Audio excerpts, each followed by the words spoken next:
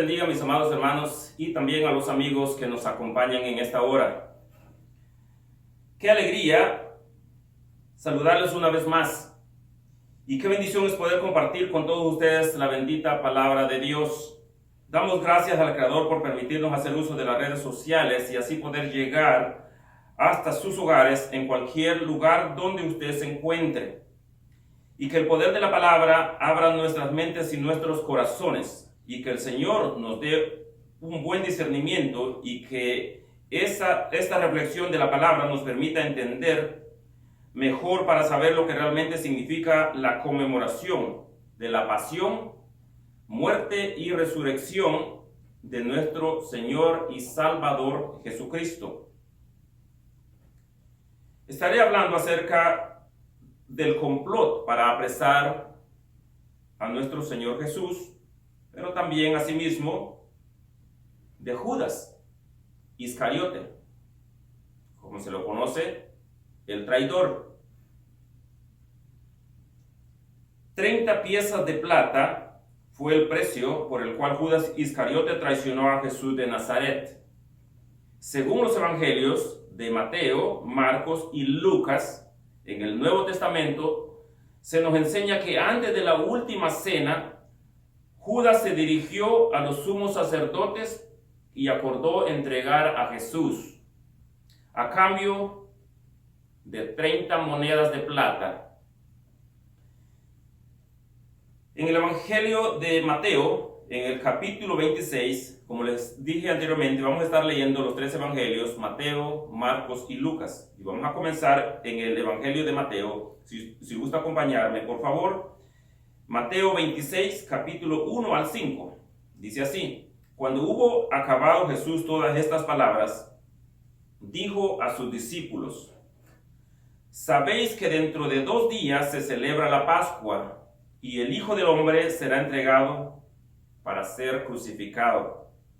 Mientras Jesús hablaba estas cosas, los principales sacerdotes, los escribas y los ancianos del pueblo llevaban una reunión en el patio del sumo sacerdote, llamado Caifás. Estaban allá reunidos, estaban haciendo los planes cómo iban a apresar a nuestro Señor Jesucristo. Continúo y dice: y estuvieron planeando para prender con engaño a Jesús y matarle. Pero planearon no hacerlo durante la fiesta para que no se haga alboroto en el pueblo. ¿Por qué ellos no querían eso? Porque tenían miedo, dice ellos, habían visto que solo unos días antes, en la entrada triunfal a Jerusalén que hizo nuestro Señor Jesús, había conseguido que le siguiera una gran multitud. Ahora la pregunta: ¿por qué Judas traicionó a Jesús? Según indica la tradición cristiana, ¿qué sucedió? ¿Lo hizo por dinero? Es difícil volver al tiempo para descubrir las verdaderas intenciones de Judas Iscariote, pero se puede examinar el precio que se le pagó por su traición y ver si esa cantidad de dinero era una tentación suficientemente fuerte como para empujar a un hombre a entregar a su amigo a una muerte segura. Pero no menciona ninguno de los evangelios de la cual sería la causa por el cual se le puso un precio de 30 monedas de plata a nuestro Señor Jesucristo. No sabemos si tenga alguna relación con el libro del Éxodo en el Antiguo Testamento, donde en el capítulo 21, versículo 32, se le puso precio de 30 monedas de plata a un esclavo. No sabemos realmente la relación, solamente estamos comparando. Mas sin embargo, no hay duda que en Judas había entrado un espíritu de codicia y ambición al dinero, sin duda alguna. En la primera carta de Timoteo, en el capítulo 6, versículo 10, nos responde esta pregunta: ¿por qué Judas lo habrá hecho? Bueno, aquí dice que porque la raíz de todos los males es el amor al dinero, el cual, codiciando algunos, se extraviaron de la fe y fueron traspasados de muchos dolores. Creo que por aquí andaba el problema de Judas. Vamos al libro de Lucas. Vamos a ir al capítulo 22, versículos 1 al 3. Lucas 22, capítulos del 1 al 3. Perdón, capítulo 22, versículos del 1 al 3, y dice: estaba cerca la fiesta de los panes sin levadura, o sea, la fiesta de la Pascua. Y nos narra la historia que estaban en los preparativos de la celebración de la Pascua. Y el Señor se preparaba para celebrar lo que sería, o lo que aún se conoce como la última cena del Señor con sus discípulos. Y aquí, en Lucas 22, capítulo 3 dice: y entró Satanás en Judas. Aquí nos está diciendo que entró Satanás en Judas, por sobrenombre Iscariote, y el cual era uno de los 12. Y esto lo vamos a ir a comparar en el Evangelio de San Juan. Si me acompaña a San Juan, en el capítulo 6, versículos del 64 al 71. Y mire la comparación. Dice: pero hay algunos de vosotros que no creen. Porque Jesús sabía desde el principio quiénes eran los que no creían y quién era el que habría de entregarlo. Desde entonces muchos de sus discípulos volvieron atrás y ya no andaban con él. Dijo entonces Jesús a los 12: ¿queréis acaso iros también vosotros? Le respondió Simón Pedro: Señor, ¿pero a quién iremos? Si solamente tú tienes palabras de vida eterna. Nosotros hemos creído y conocemos que tú eres el Cristo, el Hijo del Dios viviente.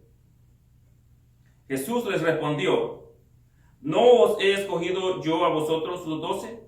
¿Y uno de vosotros es diablo? Sí, por segunda vez, el Señor otra vez vuelve a confirmar que entre los 12 hay un diablo. Él ya sabía que era Judas. Y lo confirma en el siguiente versículo. Y dice: hablaba Jesús de Judas Iscariote, hijo de Simón, porque este era el que le iba a entregar y era uno de los 12. Pero también esto es lo que dice en el pasaje bíblico que encontramos. Si vamos de regreso al libro de Mateo, vamos a ir al capítulo 26 nuevamente, donde estábamos anteriormente. Ahora vamos a ir a los versículos 14 y 16. Y mire lo que dice: entonces uno de los 12, llamado Judas Iscariote, fue a ver a los sumos sacerdotes y les dijo: ¿cuánto me darán si se los entrego? Él les preguntó: ¿cuánto ustedes me darán si se los entrego? Y resolvieron darle 30 monedas de plata.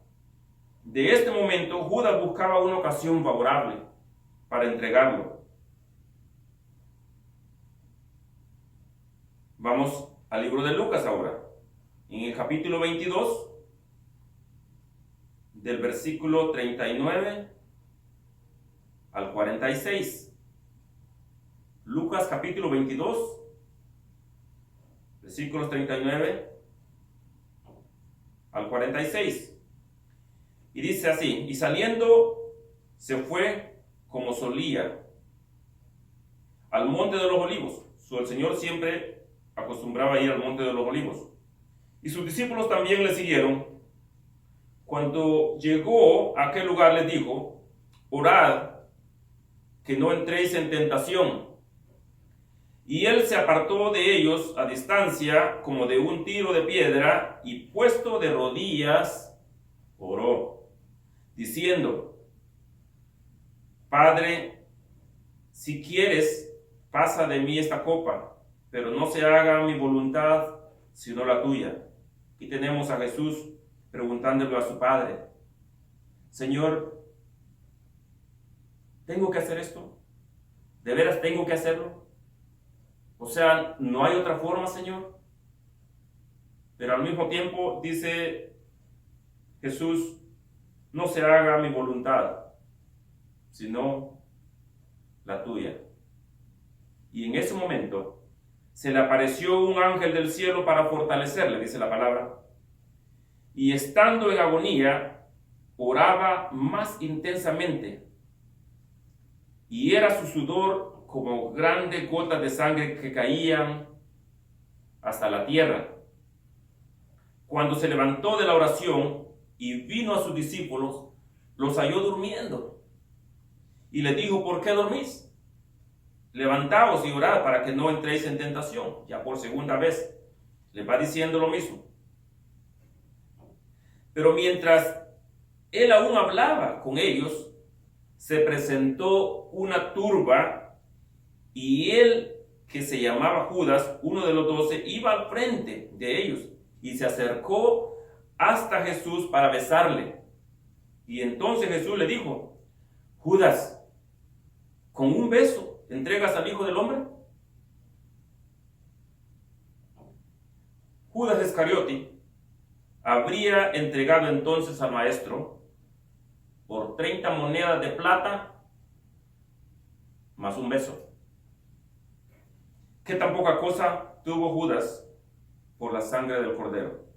Y así, de esa manera, hoy en el día hay mucha gente que tiene en poco la bendita sangre de Cristo, que fue derramada en la cruz del Calvario por ti y por mí. Volvemos al libro de Mateo, ahora en el capítulo 27, versículos 3 al 10. Mateo 27, de 3 al 10. Entonces Judas, el que había entregado, viendo que era condenado, mire lo que dice acá, devolvió arrepentido. O sea, el problema de Judas no es que no se arrepintió. Aquí nos está diciendo que él se arrepintió. O sea, él tuvo una especie de remordimiento. Y tal vez se llegó al arrepentimiento, pero no llegó a pedir perdón. Y al no pedir perdón, no consiguió misericordia. Seguimos leyendo. Entonces dice: viendo que era condenado, devolvió arrepentido a las 30 piezas de plata a los principales sacerdotes y a los ancianos, diciendo: yo he pecado entregando sangre inocente. Mas ellos dijeron: ¿qué nos importa? Allá tú. Y arrojando las piezas de plata en el templo, salió y fue y se ahorcó. Miren nomás, fue y se ahorcó. O sea, no tuvo la valentía de venir a buscar al Señor. O sea, tanto tiempo que anduvo con el Señor, anduvo todo el tiempo con Él. Pero fue un cobarde porque no tuvo el valor, no tuvo la valentía de venir arrepentido y pedirle perdón. Y de esa manera él pudo haber alcanzado misericordia, pero no lo hizo así. No lo hizo así. Entonces dice: arrojando las piezas de plata en el templo, salió y fue y se ahorcó. Y los principales sacerdotes, tomando las piezas de plata, mire, se las volvieron a echar al bolsillo. Dijeron: no es lícito echarlas en el tesoro de las ofrendas, porque es precio de sangre. Ya casi se animaban a echarlas ahí en las ofrendas, pero dijeron no. Dice: después de consultar, mire, primero lo consultaron. Querían echarlas ahí en ofrenda, pero lo consultaron. Y dice: después de consultarlo, compraron con ellas el campo del alfarero para sepultura de los extranjeros. Miren lo que hicieron. Con esas monedas que le habían pagado a Judas Iscariote, que él las fue y las tiró en el piso del templo, ellos las tomaron nuevamente, se compraron un terreno, y ¿sabe qué hicieron? Hicieron un cementerio. Pero ese cementerio que hicieron, dice que solamente era para los extranjeros. O sea que Judas no tuvo ni siquiera potestad de ese cementerio. Ni siquiera lo estrenó. Continuamos. Por lo cual, dice, aquel campo se llama hasta el día de hoy campo de sangre. Y así se cumplió lo dicho por el profeta Jeremías, cuando dijo: y tomaron las 30 piezas de plata, precio del apreciado según precio puesto por los hijos de Israel, y la dieron para el campo del alfarero, como me ordenó el Señor. Veamos aquí rápidamente la diferencia entre arrepentimiento, remordimiento y perdón. En cuanto al remordimiento, este puede ser definido como la inquietud y el pesar internos que yacen en la conciencia de una persona después de haber cometido una mala acción. El arrepentimiento, por otro lado, es un acto que surge del entendimiento y la aceptación de los errores propios. Mas después del arrepentimiento todavía queda clamar por perdón para alcanzar misericordia. Y nos damos cuenta, según la historia bíblica, que la conciencia de Judas lo llevó al remordimiento y luego al arrepentimiento, pero su orgullo nunca lo dejó acercarse al Señor y pedirle perdón, por lo tanto no alcanzó misericordia. El ladrón que estaba en la cruz junto a Jesús recibió perdón. Y Jesús no lo mandó a que se fuera de rodillas, como enseña la religión, o que se diera latigazos, o que rezara un rosario, o que le celebrara misas, ni que se confesara con el cura de la parroquia, ni que se persignara, mucho menos. Y tampoco le dijo: ve a Roma y compras una indulgencia al Papa, y allá nos vemos. Se arrepintió y pidió perdón, y alcanzó misericordia. Ahora, la pregunta es: ¿y Judas por qué no lo hizo? ¿Por qué? Bueno, tenemos una pequeña respuesta acá en el libro de Proverbios, en el capítulo 28, versículo 13, y aquí nos dice que el que encubre su pecado no prosperará, mas el que lo confiesa y se aparta alcanzará misericordia. Y bienaventurado el hombre que siempre teme a Dios, mas el que endurece su corazón caerá en el mal. Ahora quiero rápidamente comparar los dos personajes entre Judas y Pedro. Y dice en el Evangelio de San Marcos, vamos a terminar leyendo el Evangelio de San Marcos, con esto vamos a ir concluyendo. San Marcos capítulo 14, versículos del 66 al 72. Marcos 14, del 66 al 72. Y dice así: estando Pedro abajo en el patio, vino una de las criadas del sumo sacerdote, y cuando vio a Pedro, que se calentaba mirándole, dijo: tú también estabas con Jesús el Nazareno. Mas él negó diciendo: no le conozco. Si dice: no le conozco. Y salió a la entrada y cantó el gallo. Y la criada, viéndole otra vez, comenzó a decir a los que estaban allí: este es de ellos. Pero él negó otra vez. Y poco después, los que estaban allí dijeron otra vez a Pedro: verdaderamente tú eres de ellos, porque eres Galileo, y tu manera de hablar es semejante a la de ellos. Entonces él comenzó a maldecir y a jurar: no conozco a este hombre de quien habláis. Y el gallo cantó la segunda vez. Entonces Pedro se acordó de la palabra de Jesús que había dicho: antes que el gallo cante 2 veces, me negarás 3 veces. Y pensándolo en esto, lloraba. ¿Sí? En ese momento, él cayó en una especie de remordimiento, arrepentimiento, pero al mismo tiempo le pidió perdón a nuestro Señor.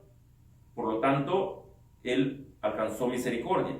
Y continuamos, dice, bueno, Marco hace un paréntesis en el relato del juicio al Señor para contarnos la negación de Pedro. Al colocar los acontecimientos de esta manera, es inevitable ver el fuerte contraste que esto nos presenta frente a la valiente confesión de Jesús, declarando ante el Sanedrín primero y luego ante Pilato que él era el Mesías. Vemos la cobardía de Pedro, negando por 3 veces que no conoce a Jesús.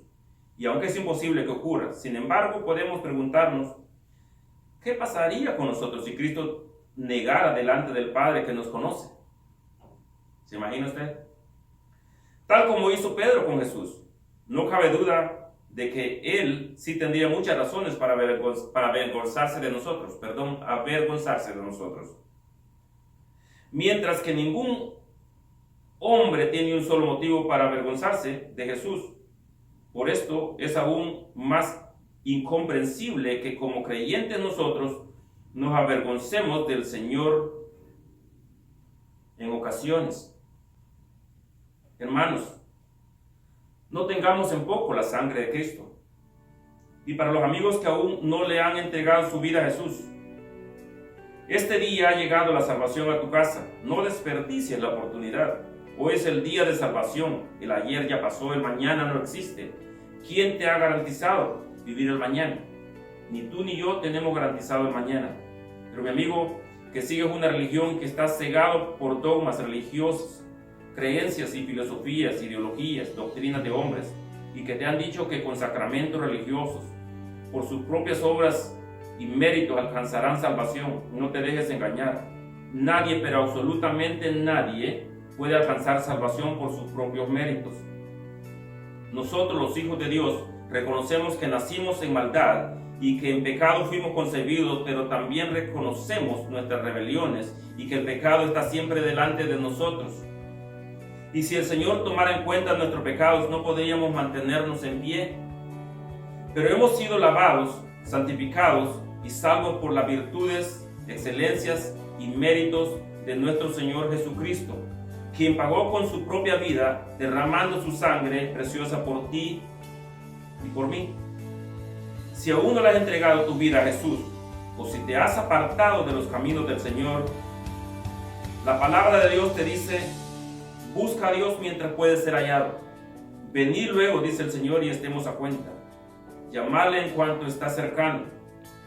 Porque de tal manera amó Dios al mundo, que ha dado a su Hijo unigénito, para que todo aquel que en Él crea no se pierda, mas tenga vida eterna en Cristo Jesús. Porque no envió Dios a su Hijo al mundo para condenar al mundo, sino para que el mundo sea salvo por Él.